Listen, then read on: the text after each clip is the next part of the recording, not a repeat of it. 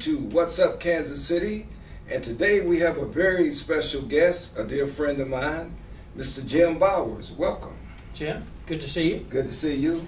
It's a long time. Has been. Yeah, both of us don't have any hair now. Yeah, but we're still here, Jim. That's the important thing. And you look well, and it's a pleasure to be with you today. Well, thank you. It's a very dear pleasure, and thank you very much. Why don't you tell our audience out there about who is Jim Bowers? Tell us a little bit about Jim Bowers. Well, I'm a lawyer. Worked for the city for 12 years, from 1972 to 1984. Okay. And since then, I've been in private practice as a lawyer, representing people who have problems with the city. Right, right. And how long have you been doing that, Jim? 41 years. 41 years. That's a long time. A long time. Let me ask you a question. It's kind of out there a little bit. Well, how has they say faith gives powers to thoughts. Faith gives powers to thoughts. How has that helped you in your business, or has it not helped you? Faith gives power to thoughts. Well, I guess I don't think about that as a motivating factor in my life. I just do it. Okay. I just experience it. Okay. Because that's part of who you are. I think so. Yeah. Yeah. I think that's a pretty good explanation there. What is your occupation, and then what kind of mechanical things do you do for people who have problems with the city? Tell us a little bit about that. Yeah. What I do is deal with people that have problems obtaining permits and permission from governmental bodies to do things. We're a fairly highly regulated society, and when you're in a regulated society, government has the right to withhold certain permits and permissions that are necessary in order to engage in a profession or an occupation. For example, a liquor license, or a food handler's license, or a building permit, or matters of that type. All of those things require some interface with government officials and a determination as to whether the governmental regulation either allows the official to withhold that permit or permission or not. And oftentimes there's a dispute between the person asking for the permit and the regulatory authority issuing the permit. And when those disputes occur, that's when I'm asked to step in. Right. Now let me ask you this. Do you work outside of Kansas City, Missouri? Yes, I do. What cities do you work? I work in St. Joseph right now, which is 50 miles to the north. Is that your hometown? It is my hometown. Yeah, I thought so. And I also work occasionally in Columbia, Missouri, a lot of the satellite cities in the greater Kansas City metropolitan area. Lee Summit, Liberty, Kearney, Platte City, Gladstone, North Kansas City, Riverside, primarily on the Missouri side of the state line. Do you ever go out of the state? Do occasionally go out of state, but it's rather infrequent. Mm-hmm. What are some of the more memorable cities that you worked at? Well, it would have to include East St. Louis. That should be interesting. and East St. Louis on the Illinois side. I had a client several years ago that was involved in the waste hauling business, hauling waste from New York City to East St. Louis. And then from there, they would transport the waste to landfills in Illinois. It was on the 4th of July, 1991, one of the boxcars that were transporting the waste caught on fire. And it was spontaneous combustion. And as a result of that, the Environmental Protection Agency was called in to examine the situation. And the decision was made by the regulators that the train, which had been an assemblage of boxcars parked in East St. Louis, was required to be moved. And that led us on an odyssey throughout the entire United States, trying to find a home for this waste that was in boxcars. And ultimately we could not find home for the train, and it was taken back to its point of origin, which was New York. and all of the waste, including the train cars, were deposited in the Freshkills landfill. And so that created then a dispute between my client and the railroad, which we ultimately resolved. But it was quite an ordeal, quite an odyssey. And guess what? From New York to East St. Louis, you still lived.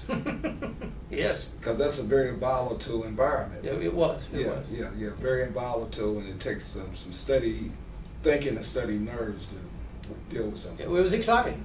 Exciting, yeah. Yeah, because it was different. Mm-hmm. It was different. Tell us about your family. Family originally came from Germany and England. Mm-hmm. My mother was from Germany and my father was from England, and my father settled in Houston, Texas. My mother's family settled in Pennsylvania, Duquesne, Pennsylvania. Okay. And they then met eventually in St. Joseph, Missouri. Okay. And created their family. Okay. Now, you worked for the City Hall in Kansas City, Missouri. I think you worked for Jim 3. I did. And that was Housing and Community Development. Yes, it was. Those some good years. Those were. Those some good years. And now, tell me, what did you do there? Or let me ask you this: do you think that's the foundation to where you are right now? In large part, I owe a large debt to Jim 3, and in giving me the tools that I need to do the work that I do today. Okay. He was quite a unique individual. Very much so. Why don't you tell people who Jim 3? Jim 3 was a guy who's since passed away, who was hired by the city to handle the Housing and Community Development program when it was first initiated in 1972, I believe. There you go. And he was brought from Washington, D.C. to Kansas City to manage that program. And he then assembled a team around him of people that he knew, and some of which he knew, some of which he didn't know, and created a department in the city that ran the Housing and Community Development division for a number of years. Jim ultimately became an assistant city manager, and then retired. But during his reign at City Hall, quite a few accomplishments were made that broke new ground in several areas. I think so too. Now, and after you left the City Hall, that's when you went into private practice and started doing the same type of thing that I had been doing for the city. Okay. Give us your view on the future of Kansas City and how should it be developed? I know that's kind of a big stroke there, but I value your opinion. Well, I think Kansas City has a very bright future, a very strong future. Kansas City's history is that it doesn't have great peaks and valleys in terms of its development. It tends to have a rather flat development and cycle, which means that in my view, we're on the upswing of a new cycle. That's right. That is going to be gradual and slow, but it will be consistent over time. We're not saddled with the benefits and problems that occur in more glamorous towns like Dallas or Denver or some of the California towns that have dramatic increases in productivity and then very dramatic declines in terms of their economy. And that's to me one of the benefits of living in Kansas City. We don't experience those highs and lows. We're pretty steady in whatever direction we're headed. And I also see Kansas City as having a tremendous transportation system, primarily the automobiles. Our ability to get from point A to point B is almost unparalleled in terms of major metropolitan areas. In terms of the amount of time it takes, it's very quick to get from wherever you are to wherever you want to go. That's right. We experienced that this morning because we came from 50th and Cleveland over here within, what, 5 minutes? And most cities that would probably take you 30 minutes. Or more. Yeah. Or more, just getting through the maze of people and traffic and funny kind of stop sites and stoplights and all that kind of stuff. You know what? It's been said that people are mind, body, heart, and soul.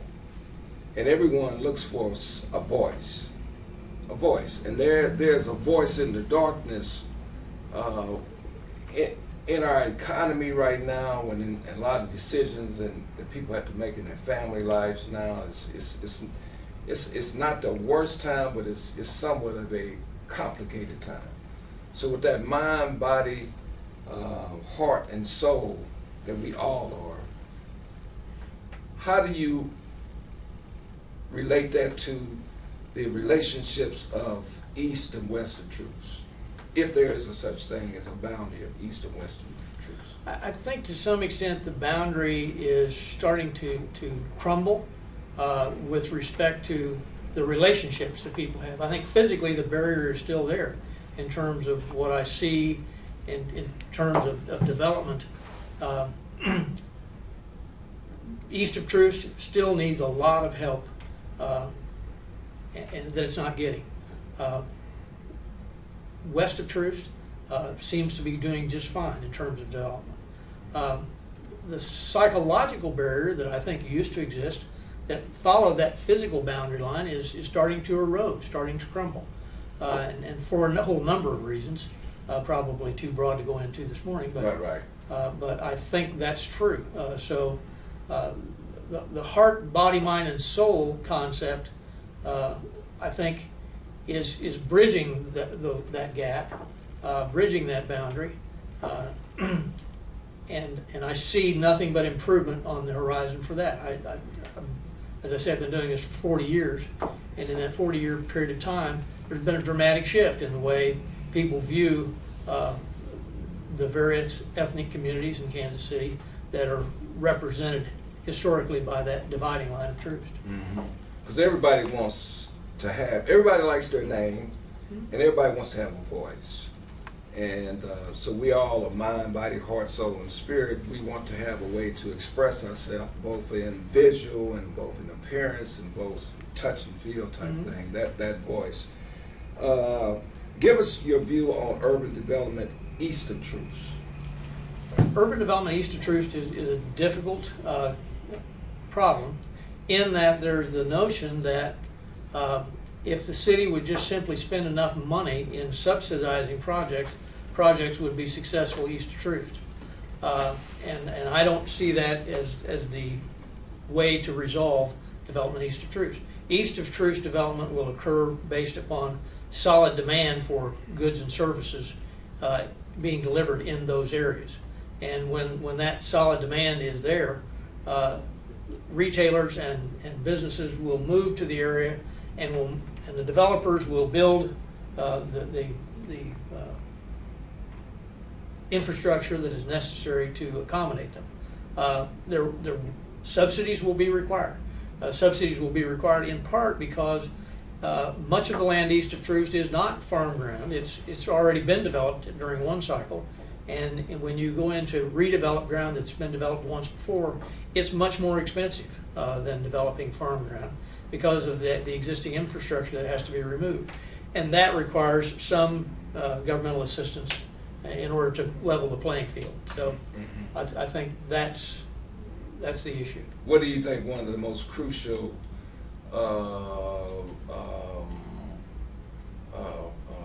pieces to put that together? Is it housing? Is it commercial? It's housing. It's housing? It's housing. Yeah, commercial follows housing. Right. And housing has to be stabilized in east of Troost. Stabilized in the sense that people want to buy existing homes and fix those homes up and live there and make a community. And when retailers see that, they flock to those areas to supply them. Rough counts. Yeah. Rough counts. And it's true. It's true in undeveloped areas north of the river where it's farm ground. It's true in underdeveloped, older, blighted areas in the inner city. It's all about rooftops. If you're trying to attract a shopping center on plowed ground north of the river, the first thing that the ultimate users of the site will ask about is what's the rooftop count, and if it's not there, they're not interested. It's really that simple. Yeah, right. What do you think about the educational value? Well, I think kids in our entire city, not just east of Troost. Yeah, I think we've got a very interesting educational system. I can't remember the number of school districts. It's well in excess of 13. that handle the education of students within the greater Kansas City metropolitan area. And we've got good school districts, and we've got school districts that aren't so good. And the quality of the school district is very instrumental in attracting people to want to live in the district. So you've got people fleeing districts that are viewed as being substandard, and you've got people moving to districts that are considered to be above average. Everybody wants their child educated with the highest possible quality.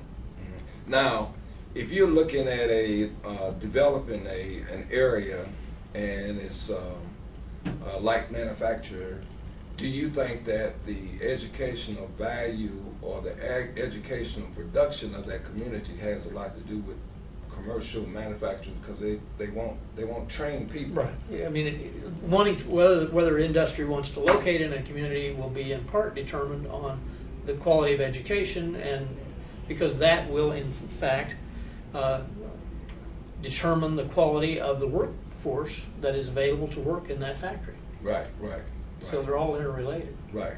They're looking for trained people. Right. They're looking for trained people. When you have an inadequate system of education and training, that's kind of a void. Right. Because I know it seems like all of the light manufacturers are locating around Kansas City, but not in Kansas City.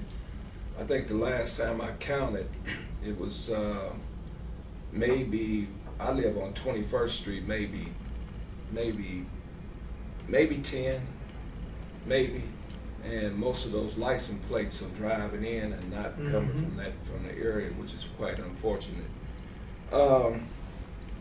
Give us a parting word about something that Jim Bowers would really like for the Kansas City community on What's Up Kansas City would like to hear.net. Well, I guess what's up for me is we've got a mayor and a city council that is head and shoulders above what we've recently had, and they have the ability and the talent, I think, to make significant changes in Kansas City with the help of all the people that are living and working in Kansas City. So I think we've got a very bright future. Now, outside of being a lawyer, what does Jim Bowers like to do? I like to go to rodeos. Yeah, okay. I enjoy professional sports, and I enjoy collegiate sports. Okay. And I think at one time you were taking up occupation to be a stonemason, right? There was a point in time, yeah, that I could be considered a budding stonemason. Yeah. How did they go? Didn't go very well. Yeah. But you got it done. I got it done, yeah. You got it done. You got it done the Jim Bowers way. That's right. Ladies and gentlemen, we've had Jim Bowers with us today on What's Up Kansas City, and we're very grateful and thankful for him to be here with us today and sharing some of his mindset on Kansas City, Missouri. He's been around the area for quite a while, and he's familiar with both east and west of Truce, and he comes back from the old days. Jim Bowers is an OG, we might say, in our community. But you know, several months ago, I found out about a 90-day health challenge, Jim, and I'm promoting getting fit, fighting obesity in our community, and earning a BMW. You have to hear about this. Go to www.vi.com or call me at 816-728-1361. Every Tuesday, Thursday at 6 p.m. I have a challenge party on the 3rd floor of the Lincoln Building. I'm located in the historical Jazz District in the home of the beautiful Negro League. And you can come and find out about fighting obesity, getting fit, and losing weight. They also say that American Journal of Preventive Medicine, if the current obesity trends continue, half of the people in the U.S. will be obese by 2030. Please get in touch with me, 816-728-1361. And remember, to look sharp is to be sharp. And What's Up Kansas City, and thank you very much.